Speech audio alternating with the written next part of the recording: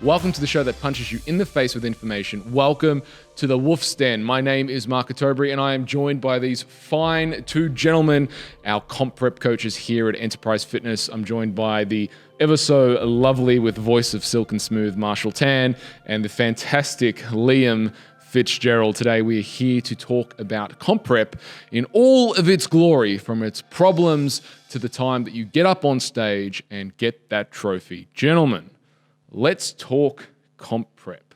So, what are our? Let's just start at the very start, right? The very start. I want to compete, right? I've never, I may never have been to a show before, right? But I want to compete, and I see these amazing bodies on stage and these people on Instagram, and I think, wow, I want to look like that. What's my first steps? What are my first thoughts?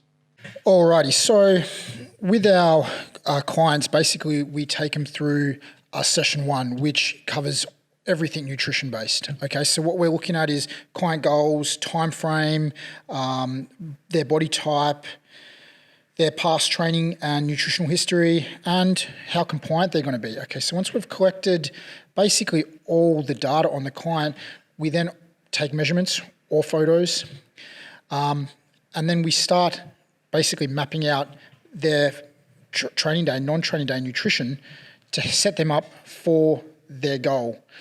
Now, with me and anyone who's doing a competition, we're basically looking at the end date, which is the competition, and we're basically working back from there. With that said, we might plan out a building phase and a dieting phase to get them to where they want to be. Do you have anything to add to that, Marshall? Yep, it definitely depends on how much lean mass they have. And we have already accumulated the data that they already have. So whether they've been training for quite some time or they're just a complete beginner there. So either or, they can compete, but it's a question of why and if they're ready at that point. I imagine, and also like the time frame as well, right? Yes. Like how much time do we have with this person? Because like ideally, we're going to have more time. I mean, if they're a complete newbie, it might even be as much as 12 months, 2 years. Very true, very true. Because like Liam said, we do need a building phase and we do need to know how the body reacts. So that's the biofeedback there itself there. Yeah, we want to set people up to do this the right way. They want to be super, super healthy, and we want to get them the best result. So first things first, we actually focus on building that foundation, okay? Now, obviously, if we've got a really solid foundation, the walls are going to be super, super high. So we need to make sure that... The walls are going to be super high? Just explain what you mean by that? Well, let's say it's a pyramid. The bigger the base, the pointier the top, the higher you can actually go there. Right. Yeah. Yeah. So we want to... Because... we want to get them to have the best result and the best time possible doing this. Enjoy it. Definitely enjoy it. Because it's a challenge, but you can actually enjoy competing too. Correct. Now... and most people don't. Correct. Most people hate it. So hear me out here, right? Yeah. If you come in and you're eating 1,300 calories... very low calories, by the way. Very low calories to start with. Anyone who knows 1,300 or any kind of low food is not that good for Anyone you. knows 1,300 knows he's not a good guy. It's not a good number. Pretty number. hungry at that point. They're pretty hungry, yeah. So if you're already eating 1,300, you're going to have to diet very, very hard. And sometimes you're probably going to look worse. You may even gain body fat eating super, super low calories. You're just not going to have a nice enough time. So what we like to do here is we actually like to build up the calories. So we've set a new point and we basically work down from there.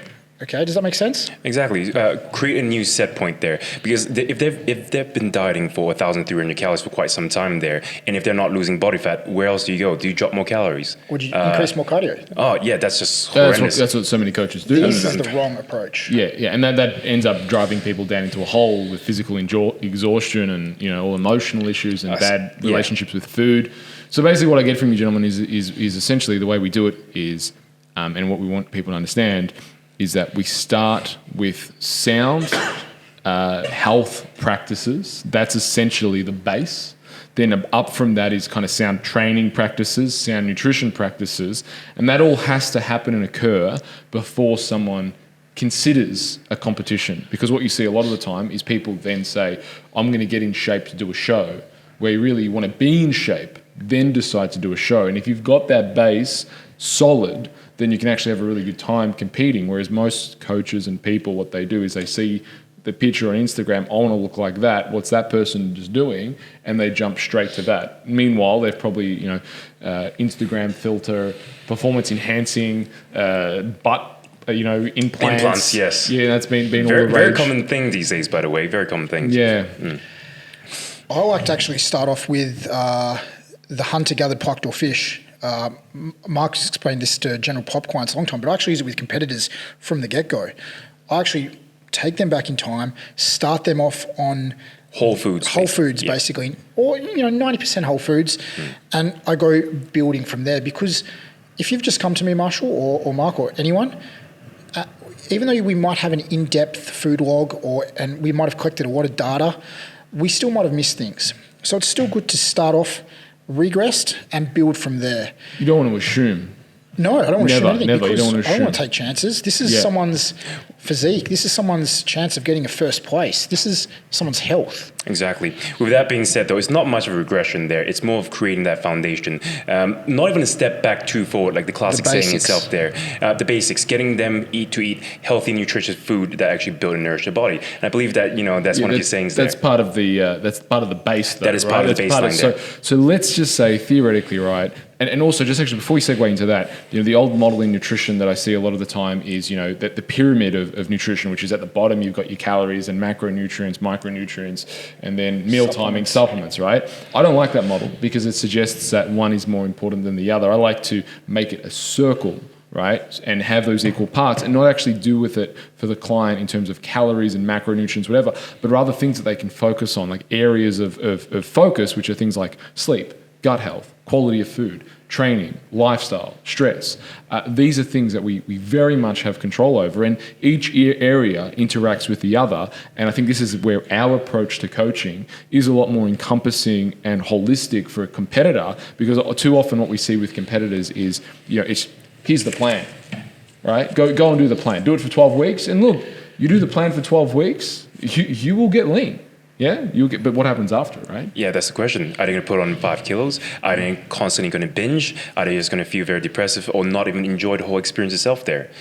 So, at the end of the day, we're here to create that foundation to make sure that we prevent those scenarios there, because those scenarios are never good. No, never good. Never good. So really, we got to focus on that. I know we keep coming back to this. It is very important. We got to get that base right. The thing is as well, when you do build a base, and you do have a chance to do a building phase, get someone better, get someone in a better place with their eating, training, you've also got a chance to develop someone's physique a little bit better. Now, as a coach here at Enterprise, obviously we're almost looking people straight down in sagittal planes, and we're basically seeing, are things symmetrical? Are things big enough? Can they actually move? Can they actually move? Do we need to develop more shoulders, more arms, more quads? What's your movement pattern like just in general? What are your movement patterns Can they like? retract? Can they do a depression through the scapula there? So we might be able to prescribe, all right, cool, do a lat put on there, but can they actually do it? So we do have to coach them through it, or actually give them an example as to how they can actually do that from a structural balance This is point where of it view. makes online training quite tricky. Well, yes, because cookie cutter plans, which are basically someone with a high following or something just gives out plans, doesn't quite work for everyone. Yeah. No, because they're not personalised, because there's so much data to be taken into consideration. Like, we could have the same plan, but your muscle mass might be a lot more than mine. I might move better than you.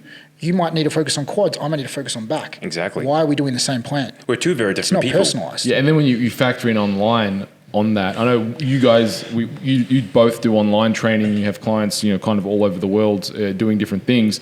But one of the things that I see with online is that it is very tricky, and that the online process has to really be by application only, right? Like, a lot of the myths, and people think you can just get everyone, I can just do that plan online. And the thing is, there are some really good online coaches, and then most of them, let's be honest, are actually really bad online coaches, because online coaching in and of itself, if you haven't done the time on the tools face to face, you're not aware of the things that are going to go wrong when you go online, because when you go online, it's like you don't see that client move. You don't know their nutrition. So I know the way we do online is completely different. And both of you have had unbelievable success with some of the clients that you have online. We can talk about Alessandro in a sec. Do you want to tell us, what are the differences that make a difference? I know one of them is the weekly check-ins on the phone, actually talking to them. And before all that, one of the big differences is actually the application. It's like, we're willing to say to someone, this is not right for you. Go find someone in your local area because, we'd love to coach you, but it's going to be a waste of your money and a waste of our time, basically. So you want to talk us through some of the stuff that, you've done online and also with Alessandra in recent time? Yeah, of course. So one thing I did want to say is, I have said no to people, and it is hard for me to do, but it is the right thing to do because they need to see a coach face to face to get more out of it.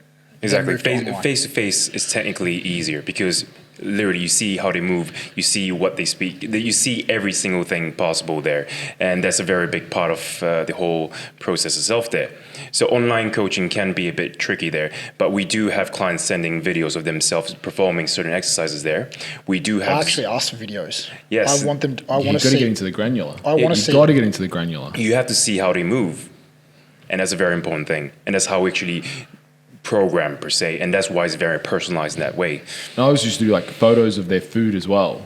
It does help because it's like, well, when I say like this is what I want you to eat, it's like, well, are you actually like, did my message actually get across? Because if I say chicken, I didn't mean like chicken crumb thighs, chicken, fried chicken, KFC. Yeah, there's so many things that people go, chicken nuggets, right? Like no, this technically is chicken. Yeah, how do you cook it? Like, what are you using? What oils are you using? Like, it's got to be exact. Yeah, it makes it very hard when more and more people want to do comp preps in 8 weeks, 12 weeks, 10 weeks when they've got no idea of the fundamentals, like food prepping skills, they know how to read labels and all these little things, they know how to train, they know how to use progressive overload, all these things that tie in, and they have no idea how long it actually takes to get good at these things, but they're doing it and they want to do it in 8, 10, 12 weeks, which is going to hurt them in the long run. It's very easy to get someone very lean, put them on a very aggressive diet and put them in a very aggressive expenditure. But it's a case of what happens after. And I believe that's one of those things that we do take account to, the aftercare of that.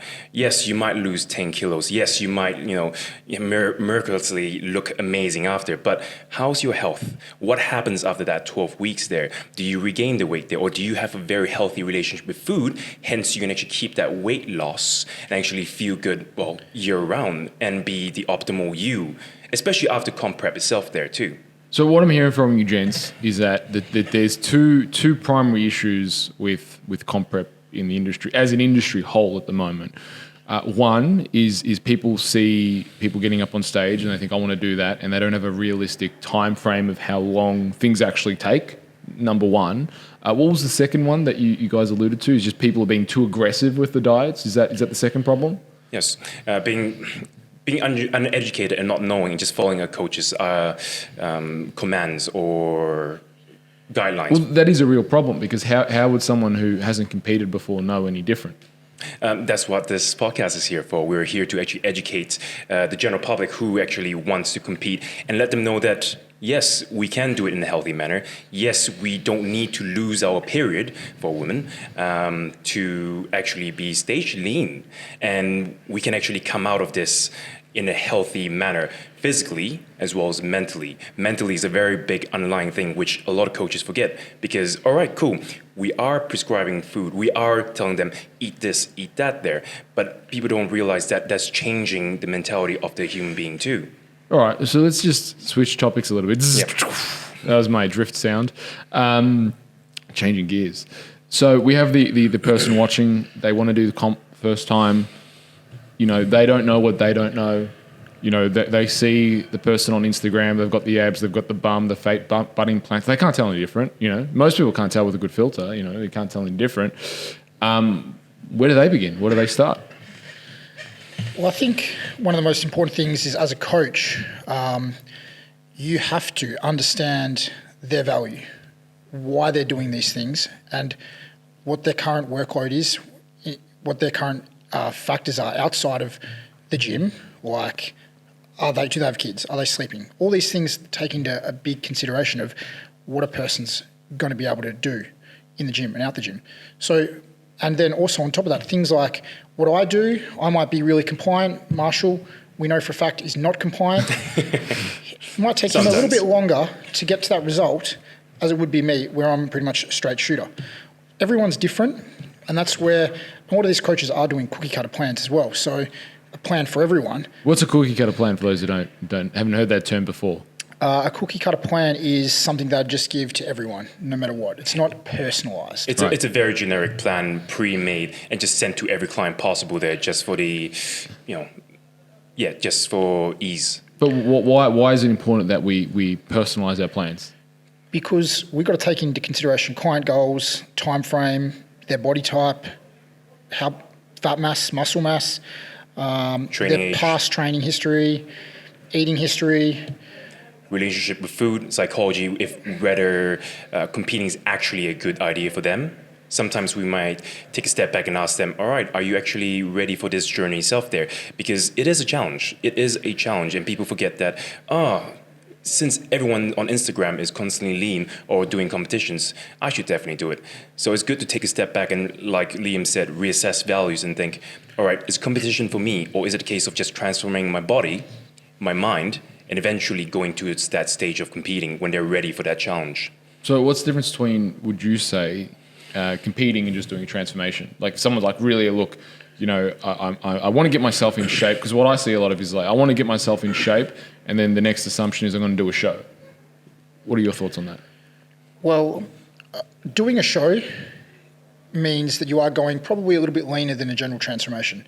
So it can be pretty sustainable for some people to do to get a transformation where they get to like maybe 15, maybe 10%. Depending male and female. Female for 15% or maybe lower. 20, yeah. Depending on, again, body type, all that kind of stuff. Where with a competition, we're actually going for a certain look. And for bodybuilding, this is probably, for example, you are as lean as you can be. You want striated glutes. You want big quads. You want a small waist. That's quite different to just a normal transformation where you're just trying to get a little bit leaner or you're trying to get a little bit more muscle mass. Yeah, so the saying that I like to use is you get in shape, then you do a show. You don't get in shape to do a show, because that always leads to arrive. Your thoughts, Marshall? Completely agree with what Liam said there. There's the difference between the transformation and the competition itself there. You have to be ready with every bit, let's say, foundationally wise, before competing. Hence, it's a very common thing for us to actually figure out what their foundational situation is, whether they are training age, their relationship with food, their relationship with themselves, their reason for competing, and structure balance and such too. If you've made it this far in this video, it means one of two things. One, you really want to compete, or two, you want to improve upon a previous result and be your very best on stage. Either way, my coaches at Enterprise Fitness can help. So reach out to the team at info@enterprisefitness.com.au or shoot us a message on Instagram. Thanks for watching, and until next time, train hard, eat well, and supplement smart.